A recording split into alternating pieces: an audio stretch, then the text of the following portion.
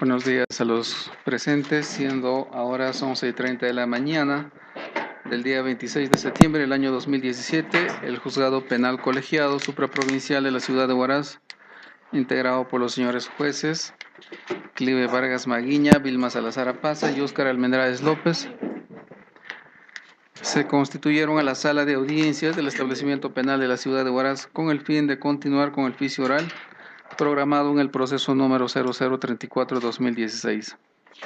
Se pide a los presentes procedan a acreditarse. Señor fiscal.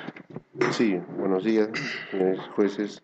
Abogado de la defensa, Guillermo Carlos Lizarzaburu Palma, fiscal provincial de la Tercera Fiscalía Provincial Penal Corporativa de Huaraz, cuyos datos ya se encuentran consignados en las audiencias anteriores. La defensa del actor civil. Buenos días, señores magistrados, asistentes todos. Mi nombre es Ricardo Anaya Valles, patrocino a la actora civil, cuyos demás datos ya se encuentran registrados. Señor, buenos días. Sabina Eugenio Serna, 323063. Bien. La parte acusada. Con su venia, señor director de debates, quien les habla es el abogado Óscar Durán Fernández, con registro de colegiatura de Lima 66.095 y demás datos que obran en autos por ser usted una audiencia continuada. En este acto, como lo permite el artículo 82 del Código Procesal Penal, acompañado de mi interconsulta, quienes se pasan a acreditar. Buenos días, señores magistrados, la abogada de Nitza Yesenia Maza León, y con los demás datos que ya ha expresado el abogado que me precede. Buenos días, señores magistrados, señor representante del Ministerio Público, abogados del actor civil. Abogado Henry Antunes Milla, con el registro de Colegio de Abogados de 2929-95, con los demás datos que constan en audio. Rolando Mateo Yukiku Villavicencio, identificado con DNI 41489677. Bien. ¿Algún pedido previo a la instalación de esta audiencia? Ninguna. Por parte de la defensa técnica, ninguna, señor juez. Bien, declararnos entonces instalado la continuación de este juicio oral. Pasamos a la última fase de este juicio oral. Se va a conceder la palabra a los intervinientes para efectuar sus alegatos finales por un tiempo máximo de 15 minutos. Tiene la palabra el señor representante del Ministerio Público, exhortándoles a los que van a hacer uso de la palabra para que se pronuncien expresamente respecto a los hechos que han sido probados o no probados en este juicio oral. Continúe, señor fiscal. Sí, señores jueces, al inicio del juicio oral, este Ministerio Público se comprometió a acreditar con los medios probatorios que el acusado acá presente cometió el delito de secuestro. Señor magistrado, ya estamos al final del juicio y este Ministerio Público solicita de que, llegado a la etapa de la sentencia, este acusado sea sentenciado como de acuerdo a ley. Dentro del análisis de la prueba incorporada durante el proceso, señores jueces, el Ministerio Público va a hacer una valoración probatoria por indicios, los cuales tiene como base legal lo siguiente. La Corte Interamericana de Derechos Humanos, en el caso Rodríguez Velázquez, sentencia del 29 de julio del año de 1988, ha señalado que la prueba circunstancial, los indicios y las presunciones pueden utilizarse siempre que ellos puedan inferirse conclusiones consistentes sobre los hechos. En el Perú, el Tribunal Constitucional, en el caso Yamoja, Hilares, sentencia 13 de octubre del año 2008, expediente 00728-2008, HC-TC, ha establecido que el juez puede utilizar la prueba indiciaria como sustento de una condena. Está obligado a observar la debida motivación. Asimismo, el acuerdo plenario número 01-2006/ESB 22 Pleno Jurisdiccional de las Salas Penales Permanente y Transitoria acordó el precedente vinculante del recurso de nulidad número 1912-2015. En su cuarto fundamento también establece lo que es la prueba por indicio. Asimismo, nuestro Código Procesal Penal, el artículo 158, numeral 3 del Código Procesal Penal, establece que los indicios requieren, primero, que el indicio sea probado; segundo, que la inferencia esté basada en la regla de la lógica, la ciencia o la experiencia; y c, que cuando se trate de indicios contingentes, estos sean plurales, concordantes, convergentes, así que no se presenten contraindicios consistentes.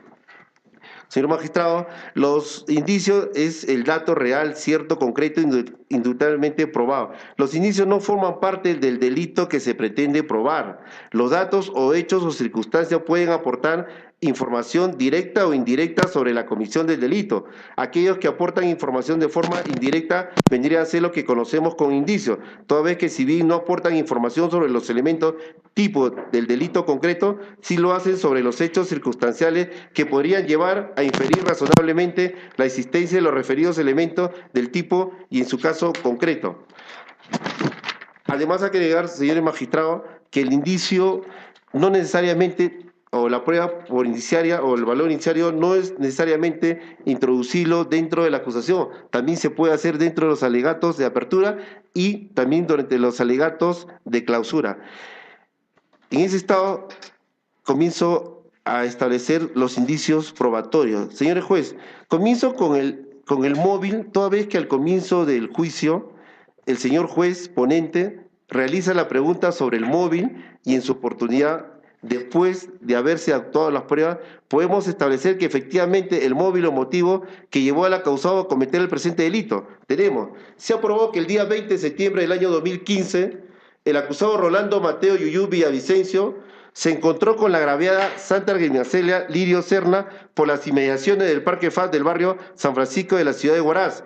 Y en el transcurso de la mañana, entre las 10:56 y 11:16 horas, la agraviada recibió llamadas telefónicas de parte de su ex conviviente Miguel Rubén Cosme Camones, quien la había llamado en 3 ocasiones para preguntarle con quién se encontraba.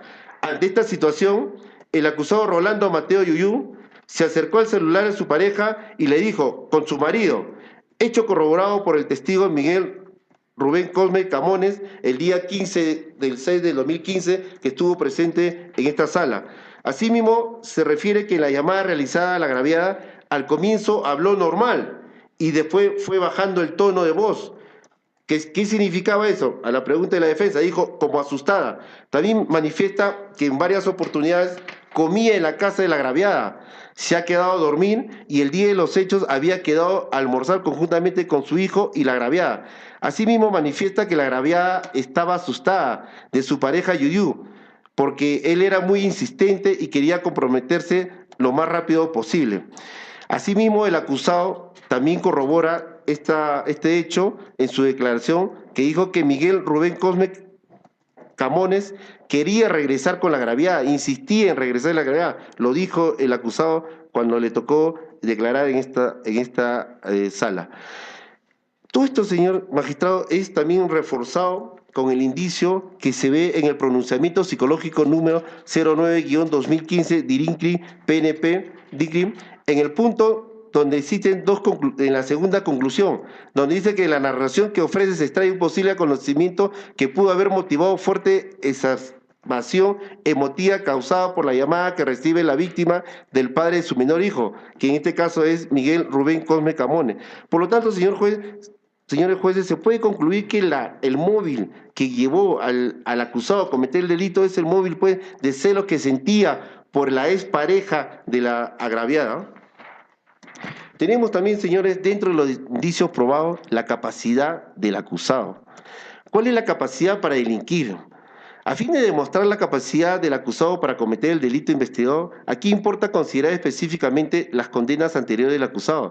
Debe quedar claro, señores magistrados, que no se trata de deducir la culpabilidad de la forma de vida de la persona, que viene a ser un derecho penal de autor, sino utilizar una máxima experiencia que dice que en determinados delitos es probable que una persona que ha cruzado los límites de la legalidad lo pueda hacer nuevamente. Por lo tanto, señores, es importante mencionar la primera sentencia que tiene el acusado del delito por tentativa de homicidio, donde los hechos se refiere que el día 23 de noviembre del año 2008, aproximadamente a las 9:30 de la noche, agredió con un machete al agraviado, el mismo que tuvo que poner el brazo para no matarlo.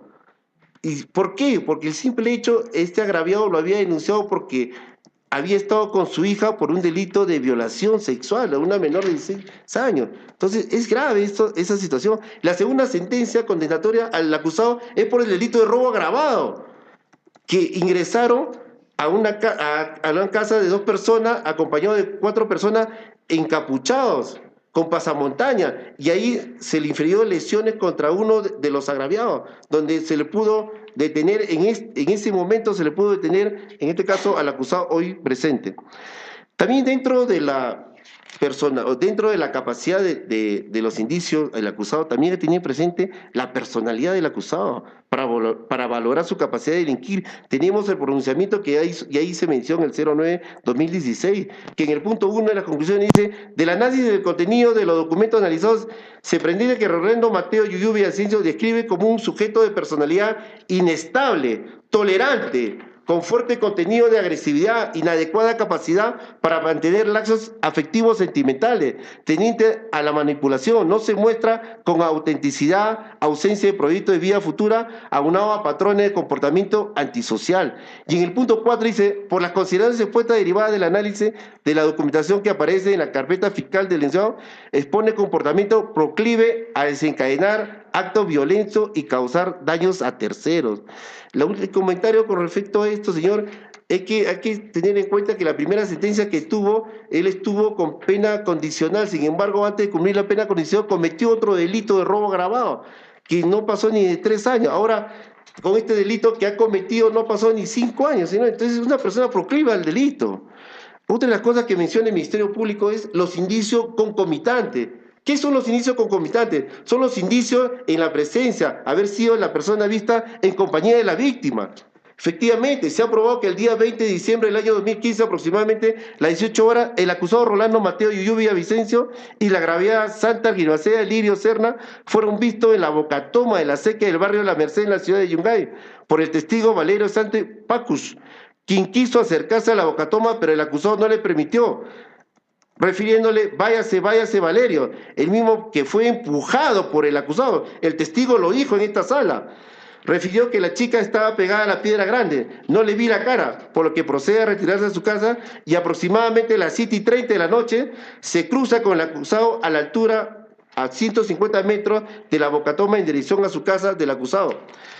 El testigo cruza con el acusado a las 7:30 y lo saluda, el mismo que le responde. Eso lo ha declarado el testigo en esta audiencia.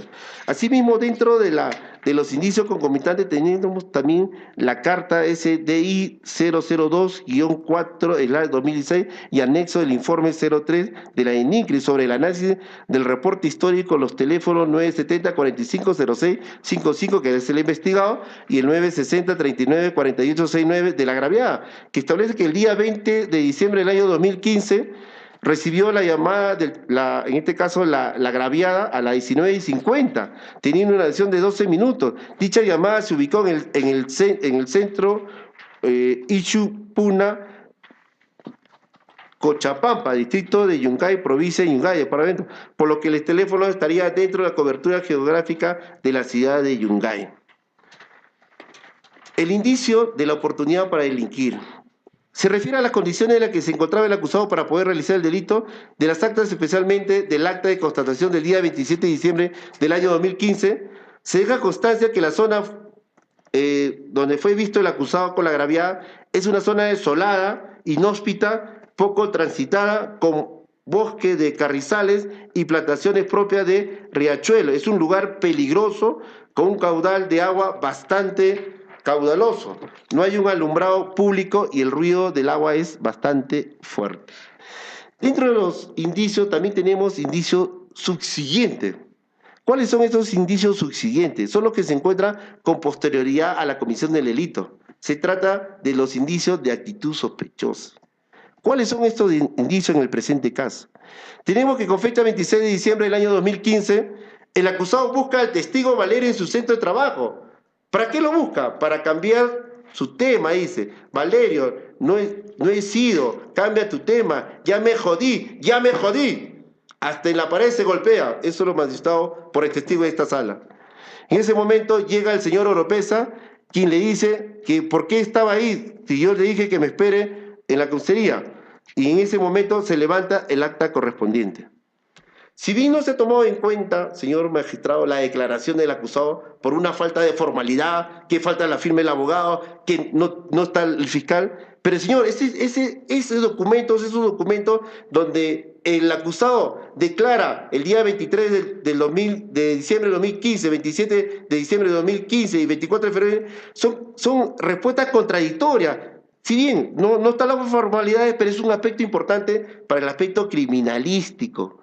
¿Ya? Para la ciencia de la criminalística. Hay que entender que la criminalística es una ciencia que se usa con el conjunto de técnicas de procedimiento de investigación cuyo objetivo es el descubrimiento, explicación y prueba de los delitos, así como la verificación de sus autores y víctimas. Entonces es importante para en este caso, para el presente caso, toda vez que el perito que se ha, en este caso, estuvo por videoconferencia, es un perito psicólogo forense.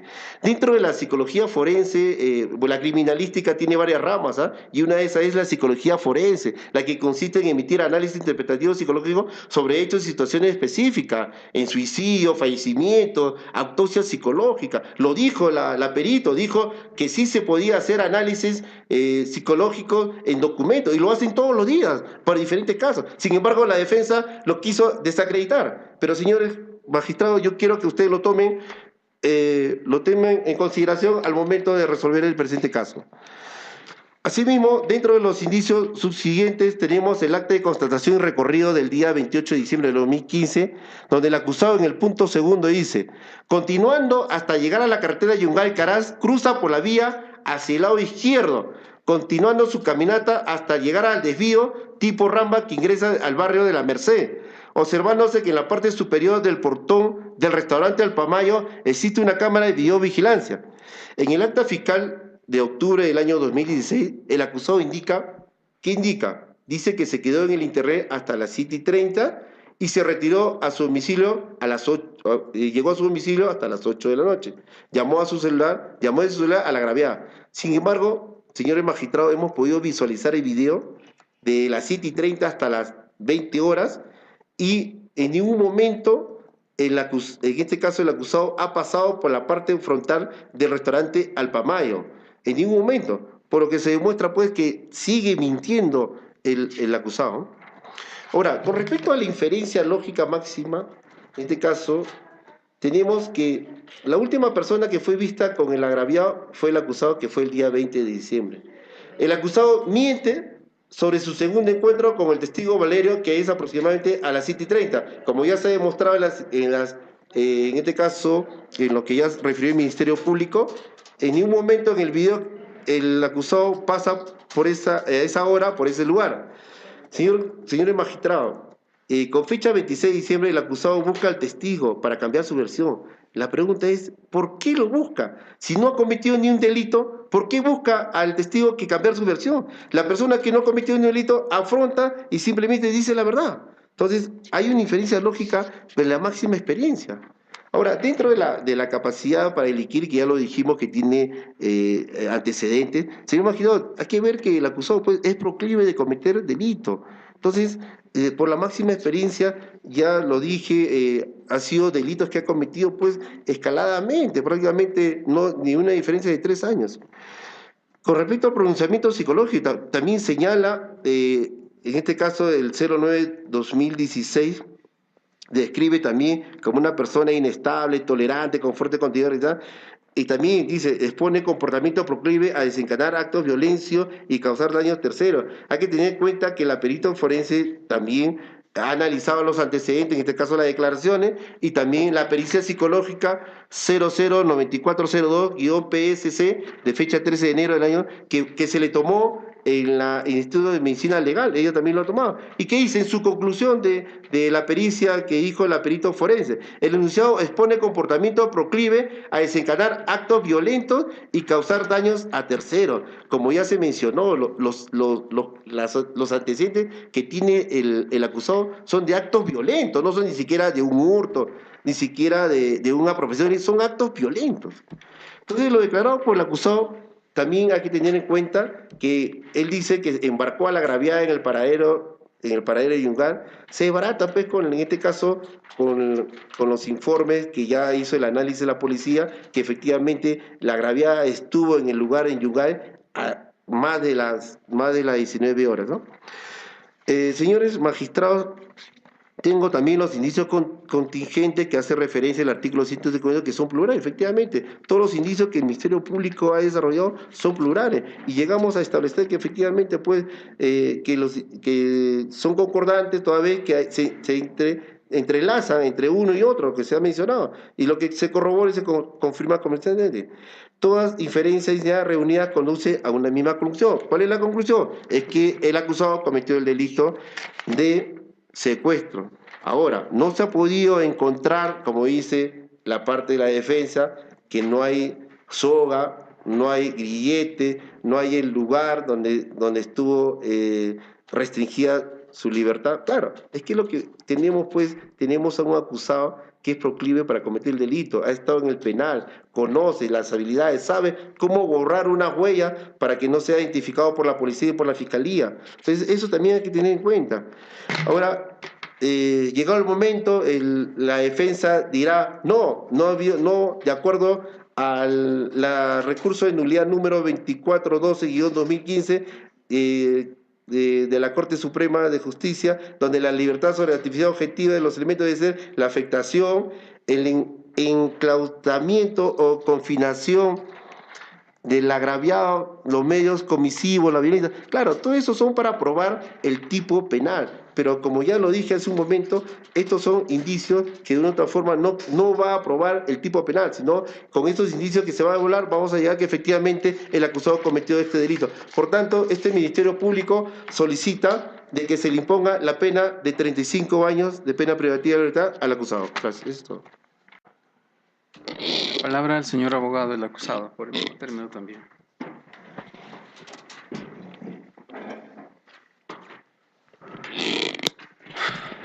Bien.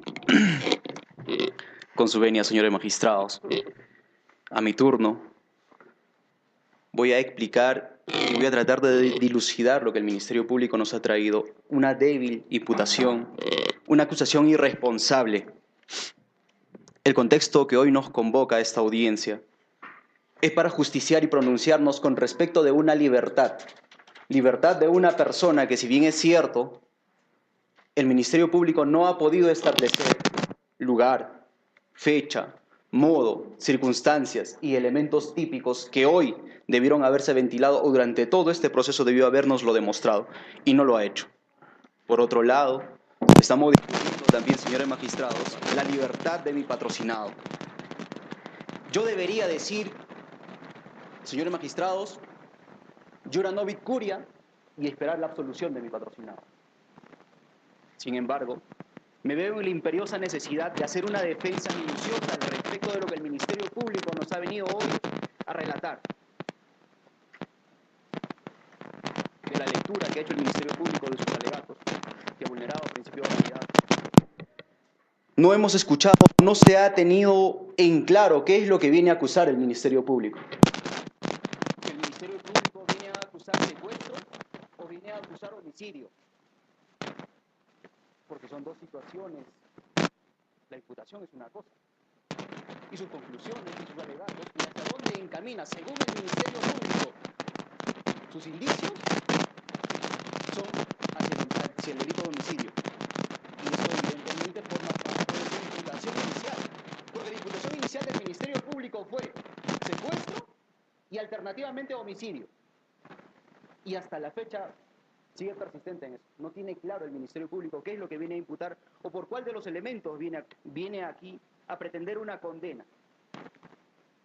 Señores magistrados, durante este devenir del Ministerio Público y durante la secuela de este proceso, es importante lo que ha dicho el Ministerio Público con respecto de la prueba indiciaria. Y seguramente el Ministerio Público afianza su teoría en el recurso de nulidad 1912-2005. Y lo ha invocado en ese extremo. Sin embargo, más allá del concepto que nos ha leído sobre prueba indiciaria, no nos ha mencionado cuáles son los indicios que atribuyen el nexo de causalidad, el nexo de tipicidad y el nexo de subsunción al tipo que viene hoy día a imputar. Conocemos lo que es prueba indiciaria. Señores magistrados, ustedes lo conocen ampliamente. Pero las pruebas indiciarias no es una noticia criminis. Una noticia criminis, señores magistrados, puede traernos como indicio, pero los indicios, los presupuestos que exige la Suprema Corte se ha pronunciado en el recurso de nulidad antes referido y ha establecido que tiene 4 presupuestos, que el Ministerio Público en este acto no ha leído ni siquiera uno. Nos ha dado un concepto. El concepto lo conocemos. A mi turno diré lo siguiente. El hecho base, la noticia criminal que nos ha traído el Ministerio Público es que el día 20 de diciembre del año 2015 se le dio a Rolando Mateo Yugyuk con la desaparecida. Eso es un hecho que la defensa no lo ha negado en ningún extremo. El Ministerio Público sustenta lo siguiente, y lo traigo como eje medular. Como Mateo Yugyuk es la última persona que ha visto con vida a la señorita Santa Lirio, él debe de saber dónde está.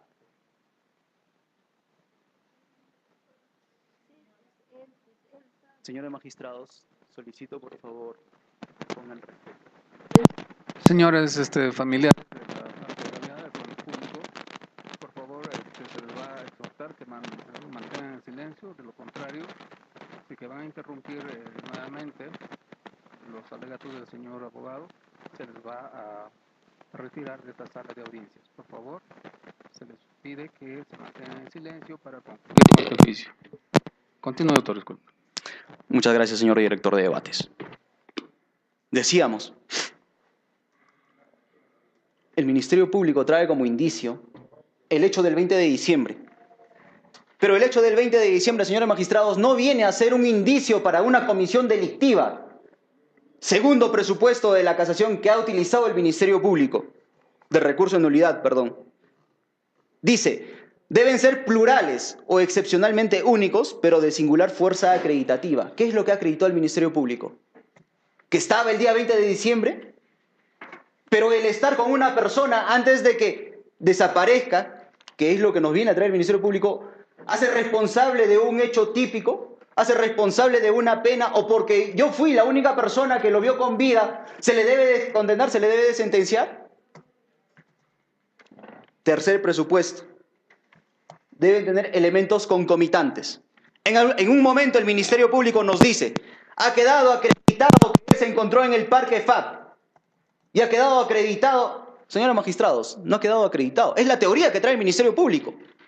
¿Cómo se ha acreditado que se encontraba en el Parque FAP? Si yo pregunto al Ministerio Público, no lo va a saber. ¿Cómo ha quedado acreditado según el Ministerio Público? Porque es la versión del imputado. Y me remito al Acuerdo Plenario 2-2005, que ya no debe ser utilizado el viejo aforismo testis unos, testis nulos. Si yo suprimo la versión del imputado, ¿qué me va a decir el Ministerio Público? ¿De dónde va a partir? ¿De dónde tiene su inferencia? Ni siquiera sabe dónde se encontraron, ni siquiera a qué hora. Porque el hecho de que se fueran en un vehículo, en un auto, lo ha sacado de la versión de mi patrocinado. Y como esto, podríamos hablar muchas cosas al respecto. Señores magistrados, habiendo contextualizado el hecho, esta defensa va a solicitar la absolución de mi cliente, básicamente porque vamos a centrar la defensa en la insuficiencia probatoria como eje medular para la absolución y fundamento de la absolución. El contexto típico que nos trae el Ministerio Público. Me veo en la imperiosa necesidad de hacer una lectura con respecto al tipo penal. Recurso de nulidad 975-4 San Martín. Dice, el delito de secuestro se configura cuando el agente priva a una persona sin derecho de facultad de movilizarse de un lugar a otro con independencia que se le deje, aun cuando se le deje cierto espacio físico para su desplazamiento. Y dice además, por esta privación de libertad, una consecuencia perseguir por el agente porque tiene un fin inmediato, siendo la privación de la libertad solo un modo facilitador. El Ministerio Público, durante toda la secuela, no nos ha dicho dónde estuvo secuestrada. La pregunta que se hace la defensa a mi turno y durante este tiempo Estamos en conclusión, alegatos de conclusión. Hemos hecho la actividad probatoria. Según el Ministerio Público, como la señorita no da señales de vida hasta ahora, ¿quiere decir que está secuestrada? ¿Estaríamos en un contexto típico de un delito inconcluso o un delito permanente? ¿Dónde la tuvo secuestrada? ¿En el río? ¿En la piedra donde le vio el testigo? ¿En una casa? ¿En un vehículo? ¿En un corral? ¿En un cuarto? ¿Dónde? ¿Hasta cuándo? ¿Hasta ahora está secuestrada? ¿Para qué? ¿Cuál es el objeto? ¿Cuál es el móvil? El móvil, si bien es cierto, el Ministerio Público ha establecido, se ha basado en los celos, señor magistrado, pero esa es una figura que él no la tenía. Para pasar al control de acusación se pasa con todos los elementos. Y refuerzo en que el Ministerio Público tuvo una débil imputación, porque por ahí se le ocurrió durante la secuela del proceso, dijo, ya, pueden ser los celos. Entonces debe ser el celo. Pero eso se acreditó. Cuando se le hizo la pregunta, le dijeron al señor fiscal, ¿y cuál es el móvil? Bueno, el móvil no lo tenemos. O sea que lo encontró el móvil por acá recién, en juicio. Ahora, señores magistrados, tal vez mi voz y mis alegatos no sean una voz autorizada para hacer una defensa. Tal vez mi teoría o mi interpretación delictiva o sobre los indicios, que por cierto no se cumplen. El Ministerio Público ha utilizado también el término de que mi cliente sigue mintiendo a la fecha, sigue mintiendo sobre los hechos. Pero de ser así, le facilitó al Ministerio Público el trabajo. Porque si no hubiera sido por mi cliente, aún con sus mentiras, como dice el Ministerio Público, ni siquiera hubiera sabido dónde partieron, cuándo estuvieron y hasta qué hora estuvieron.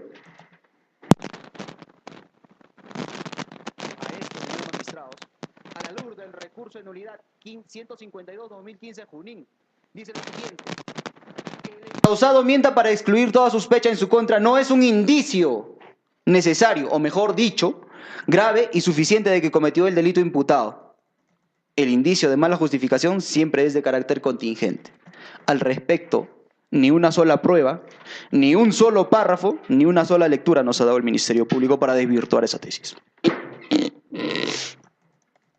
Señores magistrados, la Suprema Corte, en una reciente casación del 3 de marzo del presente año, recurso de nulidad precedente vinculante de obligatorio cumplimiento, recurso de nulidad 2412-2015 La Libertad, no establece cuáles son los presupuestos, exige su cumplimiento y exige su interpretación. Es más, establece en el fundamento séptimo que dice la ausencia de algunos elementos que a continuación voy a desarrollar, solo la falta de uno hace imposible una condena, una sentencia. Y señores magistrados, luego pasaremos a ver las pruebas y a objetarlas. El Ministerio Público se ha quedado débil en su imputación al no hacer los 4 presupuestos, no desarrollarlos, no verificarlos y ni siquiera mencionarlos. Dice, evidentemente, señores magistrados, tiene que encontrarse de forma conjunta, coetánea, confluyente y unísona. Dice, ahora bien, fundamento quinto, con la finalidad de dilucidar el objeto del proceso, esta Sala Penal Suprema considera necesario precisar algunos alcances sobre la tipicidad del delito de secuestro que han expresado en reciente jurisprudencia, la que les estoy leyendo. Fundamento A. En doctrina se considera que el bien jurídico tutelado en el delito de secuestro es la libertad personal, entendida como la libertad ambulatoria o de locomoción, es decir, la facultad u ocupación de traslado libremente de un lugar a otro conforme su espectro volitivo. Hemos referido, y no voy a hacer más redundancia, porque el Ministerio Público no nos ha dicho cómo, cuándo, dónde. No nos ha mencionado contexto, tiempo, modo y lugar. No nos ha contextualizado las circunstancias. ¿Significaría entonces que hasta ahora la señorita se encuentra en la piedra? ¿Y por qué no la encontraron? ¿Y por qué no encontraron un elemento entonces donde pudo haber estado, aunque sea indiciariamente? Por eso es que aún su prueba o su teoría por indicios no puede ser amparado por este juzgado. Segundo fundamento que se requiere además, La configuración del delito de secuestro, conforme a la redacción típica del artículo 152, exige que el sujeto activo provoque determinadas circunstancias que rescindan la capacidad del sujeto pasivo de trasladarse de su voluntad de un lugar a otro. Lo ideal, a los efectos de acreditar la tipicidad objetiva, es verificar una situación de configuración que restrinja plenamente la libertad traslativa de la víctima. Hemos escuchado que el Ministerio Público nos diga, nos muestre, tenga alguna prueba, algún indicio, incluso sus testigos, que han sido tan contradictorios para este juicio, nos han mencionado si mi cliente llevó algún material con el que pudiera privar su libertad, llevó sogas, llevó esposas, llevó algún elemento, pasadores, que impidiera su locomoción. No estoy hablando, como el Ministerio Público confunde su teoría, no estoy hablando de su vida, no estoy hablando de que, como hasta ahora no aparece, bueno, pues él debe de saber. Requiero para esto, señores magistrados, y su pronunciamiento debe versar más allá de esto. Y el Ministerio Público, cuando menos, les hubiese facilitado el trabajo para sustentar su hipótesis y decirnos, sí, él hizo el contexto para privar su libertad. Él la llevó a tal contexto, le puso un candado y, por lo tanto, de esa forma se configuró el delito. Es delito de secuestro. Al respecto, nada. Son dos presupuestos que no se han satisfecho ni mencionado ni leído. Tercer presupuesto, porque son 4, señores magistrados. De esta manera, el ilícito del secuestro requiere el enclaustramiento de una persona en un espacio geográfico determinado, impidiéndole de modo absoluto la capacidad de movilizarse a otro lugar que ella voluntariamente decida. Dice además, el sujeto activo, mediante violencia, amenaza, engaño o cualquier otro medio comisivo con intensidad suficiente para doblegar la voluntad del agraviado, debe lograr que su libre tránsito quede circunscrito a un lugar específico. El Ministerio Público nos ha dicho cuál ha sido el elemento que ha utilizado. Nos ha dicho si él la llevó con engaño, nos ha dicho si él la llevó con violencia. ¿Nos ha mencionado acaso el Ministerio Público que fue contra su voluntad? ¿Que estuvo retenida? Ni siquiera eso nos ha mencionado. Y tiene que decirnos además que no lo ha hecho y se requiere para este caso que me diga el lugar específico. Así lo dice la Suprema Corte. Y no nos lo ha dicho. Cuando se le hizo la pregunta, dijo, en Yungay. Yungay es amplio. Para una hipótesis de una libertad, señores magistrados.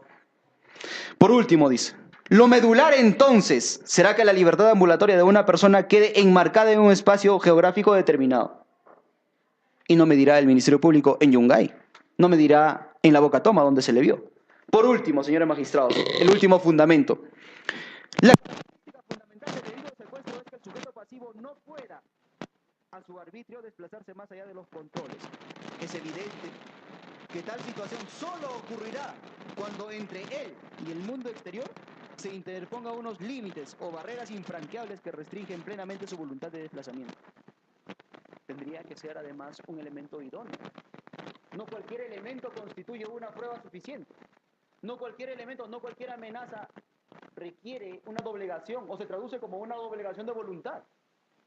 Se requieren elementos idóneos y el Ministerio Público se ha quedado fofa en su imputación al respecto. Para concluir, señores magistrados, dice lo siguiente la Suprema Corte. Dada la complejidad de esta figura delictiva en función a los múltiples escenarios propuestos por la casuística penal, tanto la jurisprudencia consolidada como la doctrina especializada exigen la presencia copulativa de los aspectos detallados para acreditar la materialidad del delito ilícito y la culpabilidad del agente. Señores magistrados, es evidente que el Ministerio Público no tiene, cuando menos, no satisface uno de los presupuestos requeridos por la Corte Suprema. Brevemente y de forma puntual, me referiré a los medios probatorios aquí actuados, percibidos por ustedes bajo el Señor principio de abogado, mediación. disculpe que le interrumpa, le se le ha dado el tiempo indicado y tiene 2 minutos en todo caso para concluir sus alegatos. Muy bien, muchas gracias, señor juez. Tiempo suficiente. El Ministerio Público ha basado su defensa al pronunciamiento psicológico 09-2016 DIRCRI y sustenta en la perito psicóloga forense Dara Navarro Guerrero. respecto de esto, señores magistrados, más allá de la incertidumbre que ha generado y que ustedes han sido testigos al momento que se hizo la videoconferencia, quiero aclarar lo siguiente. ¿Qué es lo que hizo la perito psiquiatra? Analizar el contenido de documentos. En específico, manifestaciones. 23 de diciembre de 2015, 27 de diciembre de 2015 y 24 de febrero de 2015. Hasta ese entonces, señores magistrados, mi cliente no tenía la condición de imputado. Tenía la condición de testigo. Por lo tanto, sus versiones no pueden tener solidez. En la sesión anterior, se trajo aquí a discusión lo siguiente. Esos documentos no están suscritos ni por el abogado de la defensa, ni por la fiscal a cargo. Por lo tanto, de acuerdo al artículo 121 del Código Procesal Penal, dichas actas no pueden ser valoradas, cuando menos, para fundar una sentencia condenatoria. Ni siquiera pueden utilizarse como contexto.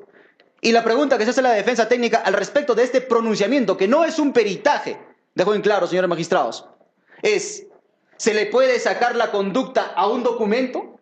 Es lo que nos ha hecho la perito. Y por último, el otro contexto aún más fuerte por el que no se deben de considerar estas manifestaciones es, señores magistrados, por lo que ya lo ha dicho la Corte Interamericana de Derechos Civiles y Penales a nivel internacional. El imputado, siendo imputado, tiene derecho incluso a mentir. Pero esto se llama la teoría y el principio de la no autoincriminación. Y bajo este principio, señor magistrado, estas documentales pierden fuerza.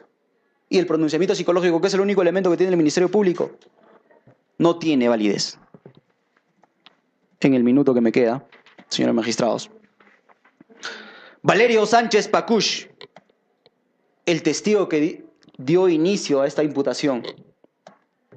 Es curiosa su manifestación, porque lo que ha mencionado aquí es una serie de incongruencias. Según él, ha tenido contacto directo con el imputado y con la desaparecida.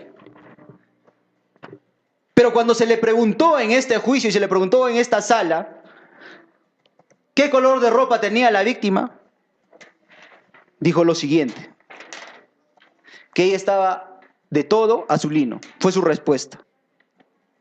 Y cuando se le preguntó qué ropa, qué color de ropa tenía mi cliente, el acusado en este caso, Mateo Rolando Yugyú, fue lo siguiente: casaca roja, pantalón jean azul y zapatillas. Y cuando se hizo el acta de recorrido, lo que nos dijo este señor testigo que tuvo contacto directo es que no estaba vestido así. Estaba vestido con una casaca crema, con un pantalón azul, con un pantalón celeste. Y consta en acta, y se dejó constancia al momento de la lectura del documento. Elementos contradictorios. Lo único que hace es demostrar que este fue un testigo a ruego, un testigo de favor. Y cuando se le preguntó cómo es que tomó conocimiento del caso para luego dar su testimonial sobre este hecho, dijo que fue la hermana quien le fue a buscar.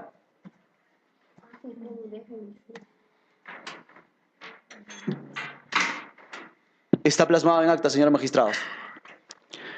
Y cuando se le preguntó a la hermana, dijo que no, que fue él quien les fue a buscar para que diera su declaración. Y dijo, yo he visto y te voy a dar la información.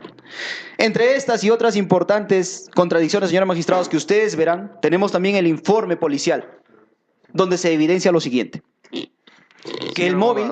Ha concluido su tiempo. Usted ha manejado el tiempo como usted ha considerado necesario. Lamentablemente. Para hacer el pedido final, señor magistrado. Haga su pedido final.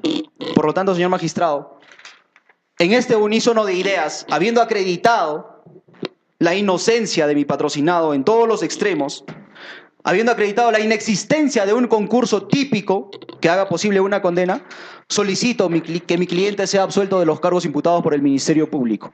He concluido. Muchas gracias.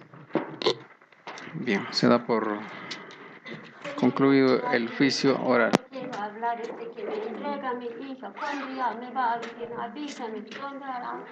Ya, mamita, hemos concluido con el juicio. El colegiado va a Defensa, proceder. señor magistrado. Sotodefensa. Disculpe. Por favor, la señora. Señora, por favor, siéntese. Por favor, disculpen. Disculpen la interrupción. Bueno, el acusado va a ejercitar su autodefensa. Tiene la palabra para expresar lo que considere conveniente brevemente. Bien, señor magistrado, muchísimas gracias por el pase. Como mi abogado ha manifestado de que lamentablemente la acusación fiscal es más que cuestionable, es absurda, porque no tiene lógica. Porque no es dable, no tiene lógica cuando el señor, por el simple hecho de que el señor Ministerio Público diga de que yo me he ido con la chica, de que estaba en Yungay, de que tal testigo nos vio conversando, platicando en la quebrada Santa Rosa, el señor diga pues que el señor es culpable. O sea, en un principio ellos manifestaron, ellos concluían de que equivocadamente, de que yo prácticamente a ellos lo habría desaparecido, lo habría matado. Pero si hubiese sido así, pues, hoy con dos ocasiones que de Lima mismo vinieron los policías de la Divingri con los perros, lo hubiesen encontrado. Ahora, como lo repito, como ellos concluyen de manera equivocada, si yo lo hubiese matado, lo hubiese ocultado por ahí, lo hubiesen descubierto. Pero lamentablemente, acá no solamente la familia y el Ministerio Público quieren hacerme responsable de lo que yo no soy. Y aquí lo que me sorprende también prácticamente es por qué la familia, desde un primer momento, no lo presionó como presionó para mí la familia del Ministerio Público también para que le investiguen al papá de su hijo. Porque ha habido señales más que suficientes también para que lo suban al micro o en todo caso a la investigación a Rubén Cosme Camones, porque hay señales más que suficientes. Primero, que lamentablemente no se pudo leer las actas, que hay 3 testigos, un varón y 2 mujeres que se acercaron de manera voluntaria, de manera espontánea a la Divingri y al Ministerio Público para decir que Rubén Cosme Camones le habría amenazado de muerte a Santa Lirio Serna. Asimismo, hay un otro que es de Monterrey, ahí está en el acta, pero no se ha podido leer, que dice claramente que Rubén Cosme Camones le tenía al acecho, le paraba vigilando, con quién salía, con quién no salía, qué hacía y todo eso. Y no solamente ello, y aparte de lo que también pues el Policía Nacional lo incautó mi ficha de RENIEC en la casa de este señor. Pero la pregunta es, ¿pero para qué lo tenía mi ficha de RENIEC? Pero cuando la policía en su interrogación le pregunta, ¿para qué le tienes? No, ya le iba a entregar a la policía. ¿Pero para qué le iba a entregar a la policía? O sea, una respuesta un poco necio, por llamarlo así, ¿no? Y así mismo, por ejemplo, acá en la declaración de Rubén Cosme Camones, señor magistrado, permítame. De acuerdo al reporte de llamadas, acá por vez primera dice que Rubén Cosme Camones, por primera vez esa noche, del 20 al 21, no llegó a su casa con su hijo, por primera vez. Y aproximadamente a las 8 de la noche, la señora, su mamá de Santa Lirio Serna, lo llama por teléfono. Pero él no lo contesta, Más de una vez lo timbró, pero no lo contestó. Pero después, ¿qué sucede? Después pasan minutos y se percata de que tenía llamada perdida y que a su hermana Julieta le pide para que lo devuelva la llamada. Pero ¿por qué él no contestó? Oye, o sea, yo me pregunto, bien extraño que a las 8 de la noche, aproximadamente a las 8 debe estar acá Santa Lirio Serna, pero la señora le llama y él no contesta. Y después pasan minutos y le dice a su hermana Julieta, llama a la señora. Aquí lo confirma la declaración de Rubén Cosme Camones. Con eso yo presumo de que Rubén Cosme Camones no estaba en su casa, sino que seguramente para despistar lo dejaría su celular junto con su hermana, no sé. Entonces la señora llamó, entonces él no contestó. Y a su hermana, ¿y por qué Rubén Cosme Camones, por qué no lo devolvió la llamada? Julieta es lo que le devuelve la llamada. Y aparte de que ella también, como lo habría manifestado en mi declaración, de que ya habría sufrido amenazas de muerte. Ahora el señor Ministerio Público no dice que es por celos. ¿Y por qué no podríamos presumir, de repente no confirmar, pero presumir que él es el responsable porque se sentía celos, ya que se enteró finalmente de que yo estaba saliendo conmigo, y ¿quién nos podría asegurar de que no nos ha seguido? Porque ¿para qué lo tenía la ficha de RENIEC? ¿Para qué lo tenía la ficha de RENIEC? Simplemente para saber dónde vivo, cuáles son mis movimientos y todo eso. Y bueno, ¿qué más, señor magistrado? Yo no te había escrito ahí varios papeles como el Ministerio Público, pero bueno, en cuanto al señor testigo también, pues, como anteriormente lo he manifestado, él esto prácticamente lo hace como una venganza, porque aquí yo tengo documentos que puedo acreditar de que este testigo Valerio Pacush sí ha estado denunciado por homicidio, sí ha matado. Digo esto porque de repente, porque me gustaría que la familia salga también a la prensa y decir todo eso, ¿no? Pero lamentablemente, ¿por qué de repente esto no ha tenido un buen fin o de repente a este señor no lo han condenado? Porque lamentablemente la familia de Raúl Hermer, Chiquián Dolores, persona quien fue asesinada por el testigo Chiquián, pues viven una situación económica precaria, más que precaria, paupérrimo, no tenían para abogado. Es por eso, pero yo a esta familia, yo soy el que les motivo, les impulso para que hagan la denuncia respectiva. Desde aquella ocasión, es lo que él me tiene bronca. Porque yo le pregunto, por ejemplo, cuando él dice, señor magistrado, que cuando estaba con la chica y yo me acerqué, yo le dije, váyate. O sea, por el simple hecho de que yo le digo, váyate, él se va a ir, no se va a ir así nomás.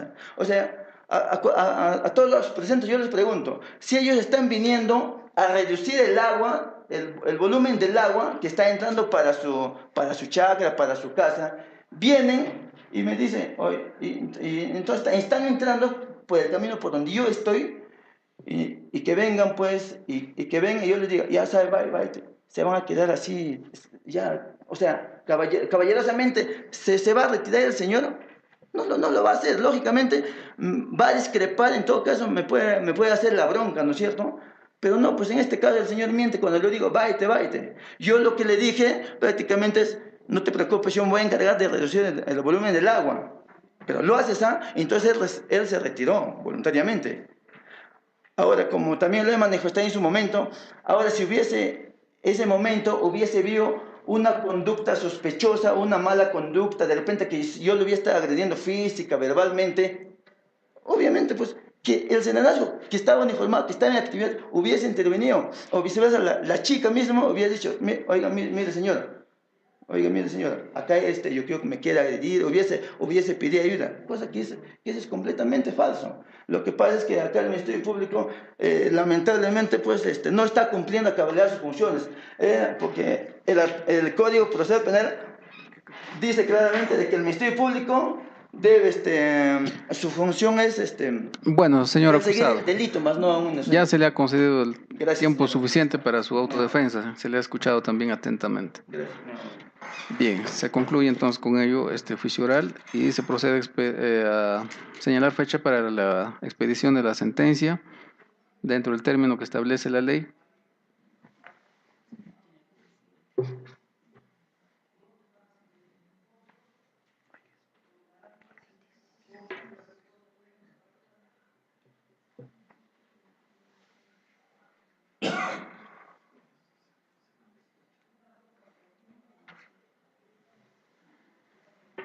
Para el día jueves 28 de septiembre del año en curso, a horas 5 de la tarde. Bien, este señalamiento se debe a que en horas anteriores también tenemos otras audiencias que deben ser atendidos en esta misma sala de audiencias. Quedan notificados los presentes. En todo caso, se les hace saber que será pronunciado con las partes que hayan asistido. Se da por concluido la audiencia. Buenas tardes.